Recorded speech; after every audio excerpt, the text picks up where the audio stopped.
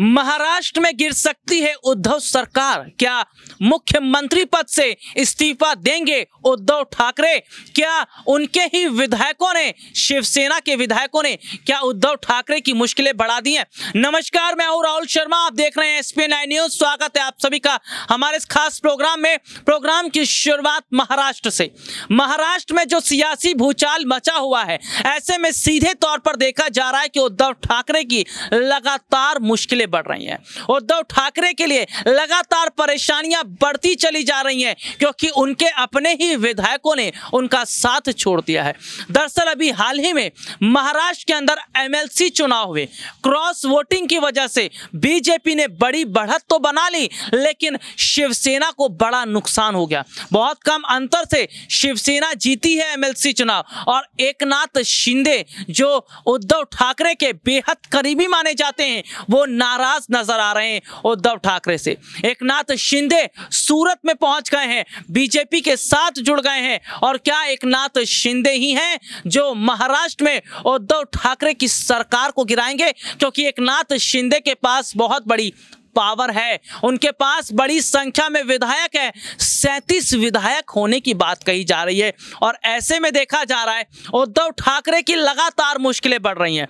दरअसल मुश्किलें बढ़ी भी क्यों ना, देखने को मिला कि एकनाथ शिंदे ने उद्धव ठाकरे पर यह आरोप लगाया कि वो अपने बेटे आदित्य ठाकरे का लगातार दबदबा बना रहे थे। आदित्य ठाकरे का लगातार जिस तरह से वो दबदबा बना रहे थे महाराष्ट्र के अंदर, ये बात देखकर एकनाथ शिंदे को हजम नहीं हुई, क्योंकि एकनाथ शिंदे का लगातार राजनीतिक कद घटता चला जा रहा था। नाराजगी इतनी बढ़ गई कि अपने करीबियों को लेकर गुजरात जा पहुंचे, सूरत जा पहुंचे। ऐसे में संजय राउत हो, शरद पवार हो, तमाम शिवसेना के बड़े जो नेता हैं और NCP के जो प्रमुख शरद पवार की हम बात कर रहे हैं, सबको इस मुद्दे पर बोलते नजर आ रहे हैं। शरद पवार क्या कुछ कह रहे हैं हम आपको जरूर सुनवाएंगे, लेकिन सीधे सीधे तौर पर देखा जा रहा है कि महाराष्ट्र में जो सियासी भूचाल मचा हुआ है, महाराष्ट्र में जिस तरह से सियासी हालात देखने को मिल रहे हैं, ये सीधे तौर पर बता रहा है कि क्या वाकई आने वाले समय में सबसे बड़ा नुकसान उद्धव ठाकरे को होगा। दरअसल महाराष्ट्र में जो सियासी खेल है वो बीते कई महीनों से चल रहा था। नवनीत राणा, राज ठाकरे लगातार उद्धव सरकार के खिलाफ हमलावर थे, लगातार सरकार के खिलाफ बयानबाजी दे रहे थे, और ऐसे में देखने को मिला कि बीजेपी महाराष्ट्र में धीरे धीरे करके अपना पॉइंट मजबूत करती चली जा रही थी। हालांकि पहले देखने को मिला था कि महाराष्ट्र में बीजेपी ने एक जल्दबाजी कर दी थी, लेकिन सरकार नहीं बना पाई थी। तो ऐसे में वो गलती अब दोहराना नहीं चाहती है बीजेपी, इसीलिए ऐसे जो विधायक हैं उनको पूरा विश्वास में लिया जा रहा है, विश्वास मत में लिया जा रहा है, ताकि वो धोखा ना देते। अगर यहां पर बात करें एकनाथ शिंदे की, उनके साथ जो विधायक है वो बीजेपी के संपर्क में है।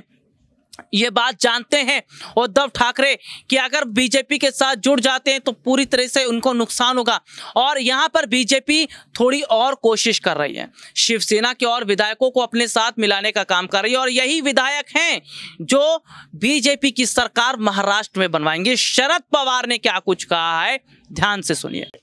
कि हमारे फ्रेंड का एक कैंडिडेट वो जीत नहीं सका, वहाँ कुछ वोटे की कमियां वहाँ आ गई, मगर ये अन्य पॉलिटिकल पार्टी का जो कोटा था और अन्य पॉलिटिकल पार्टी की जिम्मेदारी थी उनका कैंडिडेट जिताने के लिए, उसमें कामयाबी नहीं आई।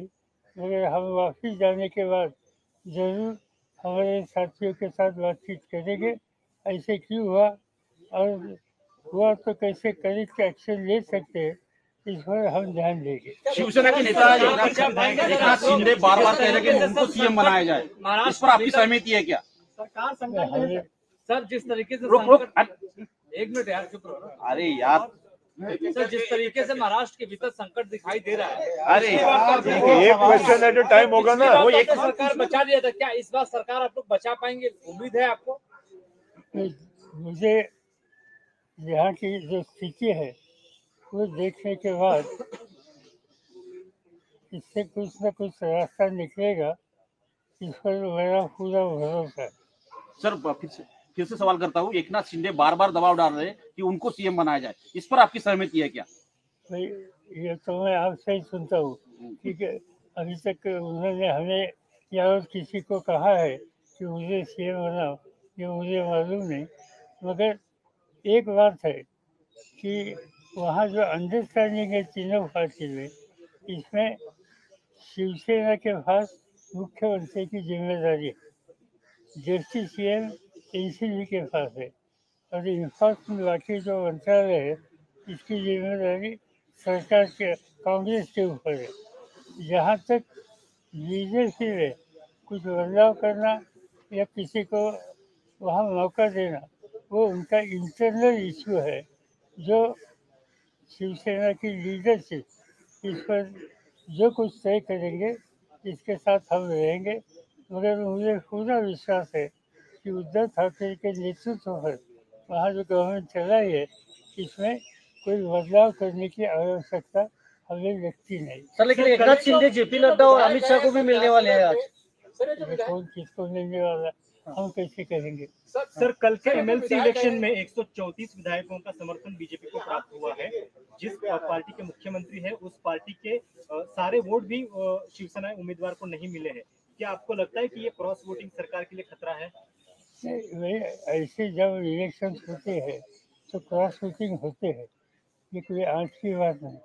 इससे पहले 20-50 सालों में कई बार मैंने देखा है कि क्रॉस वोटिंग होता है, और फिर सरकार चलती है। सर क्या अलायंस में भी कुछ मतभेद है? सर अलायंस में कुछ मतभेद है क्योंकि ये क्रॉस वोटिंग सामने आ रही है? नहीं, ऐसा है कि अलायंस में बिल्कुल मतभेद नहीं है।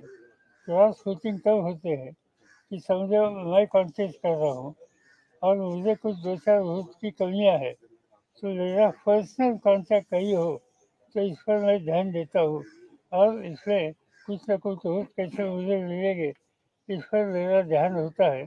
इससे कुछ क्रॉस वोटिंग इधर उधर होती है।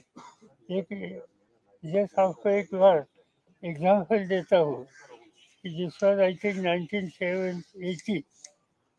1980 में मेरे पास खाली 6 MLA थे, 6 MLA के आधार पर हमने 45 वोट लेकर सुदेश करवानी को राज्यसभा को चुनकर लाया था।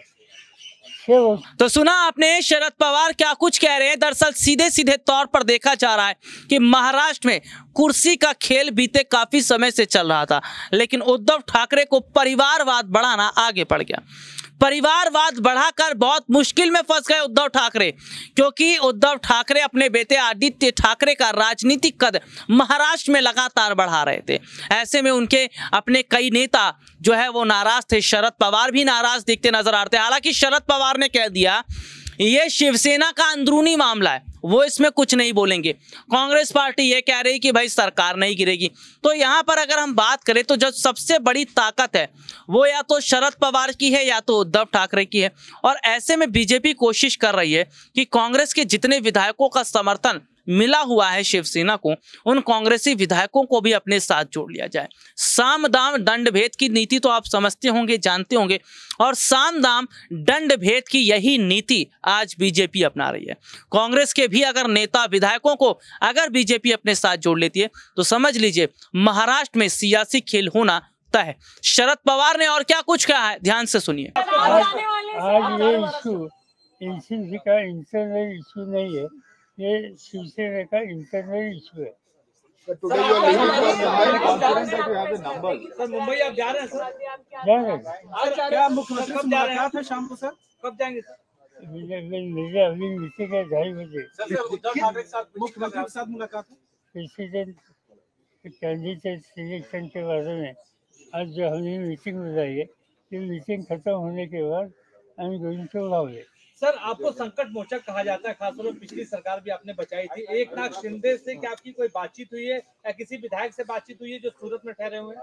मेरे किसी से बात नहीं हुई, तो कहाँ ठहरे ये भी मुझे मालूम।